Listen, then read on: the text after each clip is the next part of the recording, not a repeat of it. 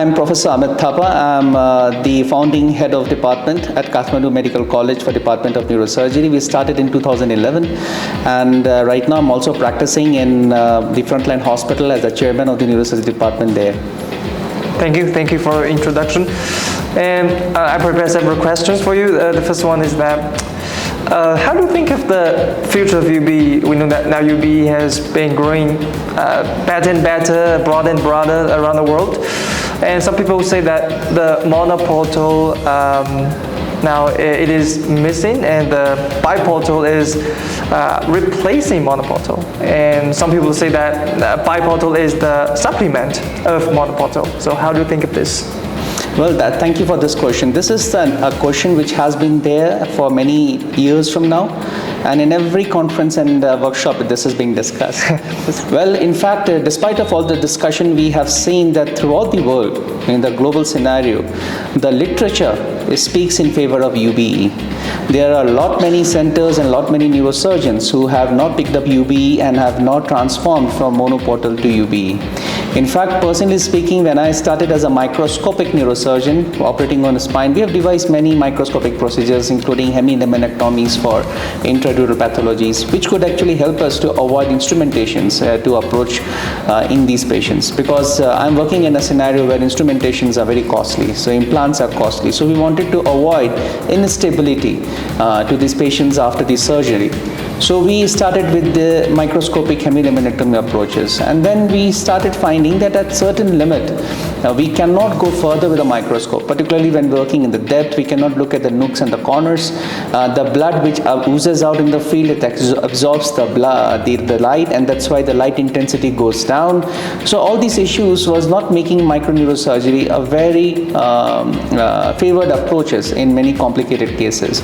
Then we started thinking about some options. So the first option which came to us was using a Destando system. It's a tube with an endoscope inside. So the best part of Destando system was that it actually uses the same space as we microscopic neurosurgeons used to explore. That was the approach, doing a subperiosteal dissection over the lamina, and we can directly hit into the interlaminar spaces. But the problem of Destando system, besides many advantages it had, was that the Destando system was actually limited by its tube. You cannot work outside the tube. You can go one level above and one level below your entry point, but then you cannot go outside the tube. So it was limited in its extent of working area. Plus, since it was an air-based medium, the blood oozing keep on hampering the vision, and henceforth this particular modality was also like marred with a lot of blood, and the illumination used to go down in certain places. And then I started exploring some other things. So in 2016 I was exposed into monoportals. I got trained in monoportals, but when I came back and start trying to establish the system, I found that the cost of equipment was very, very high, because for every segment and for every pathology you need a distinct set of instrumentations and the scope. So which for a center which was not only dedicated to doing decompressive surgeries was very expensive, and also at that time the instrumentations were not possible with the monoportal. So then we actually changed over to UBE. So I first got exposed in 2018 to UBE surgeries, and we started doing it in 2019 in Nepal. The best part of UBE was that we did not have to buy any new equipment for this surgery. Yes, of course, we have to get RFA devices to work on these patients, particularly for ablation and for coagulation stuff. But then beside that consumable thing, nothing else need to be purchased for this particular set of equipment. So that's how the work on UBE started in Nepal, and I found that the UBE is much better because UBE gives you a lot of space to work. You can work intralaminar, you can work in the para-UBE spaces or other paravertebral spaces, and you can even not only do extradural, but also in some cases can even help us in intradural pathologies. So there are a lot of things one can do with the UBE as compared to monoportals and other devices. So, and then with each passing years, we are looking at a lot of new innovative uses of UBE. So initially we started with UBE for only decompression without creating instability. Now UBE is allowing you to fix the spine under direct vision, because it provides you a very good vision of the end plates, which can be prepared under vision, which is not possible with any other tubes or with any other ports. And the secondly is like you can go up to the thoracic level, you can go to the cervical level. So many of the indications and surgical techniques are being developed, and I see with each passing year that the techniques are getting much more refined. So as our expertise is increasing, the finency of doing these surgeries are also improving a lot, and henceforth I see a very bright future. Maybe someday later UBE will be the only technique a surgeon is required to train for. So this is definitely a way to go ahead, but then of course we have to understand the limitation of every technology. So at certain limit it will definitely come to a standstill, but till then I see with lot of equipments and lot of instrumentations coming up using this technology, there is a way to go ahead in this one. Thank you for your detailed introduction of the road that you have been taken from microscopy to UBE finally.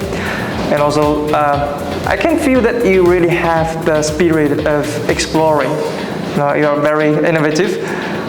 And so, UBE, it has a bright future, and it benefits both surgeons and patients. Thank you. And we know that this conference, it is the first UBECON international conference in Nepal. So would you like to say something to this conference to wish its success or to show some more expectations? Yeah, so this year we have actually conducted a UBECON where we have actually brought together not only from regional but also from the global scenarios, people who will be working on UBE together, irrespective of what specialty they are trained in. So we have a group of people from orthopedic spine group, we have neurosurgery surgeon trained groups, so we'll be coming together to discuss on this issue. But then this is not the first time that we are talking on UBE. So we have been regularly conducting workshops and the meetings, but then when we started first in 2019 conducting these types of workshops, it was something like where the people used to come to explore an idea. Now we see a drastic change. People are now coming up with their experiences. So when we see this change coming from exploring an idea to sharing your experiences and then telling to the audiences how they have transformed, why they have transformed, what difficulties they have faced throughout, and what are their expectations, then this particular modality, or rather this particular trade, gets more steam. Because as I have been telling earlier, we should not jump on a bandwagon.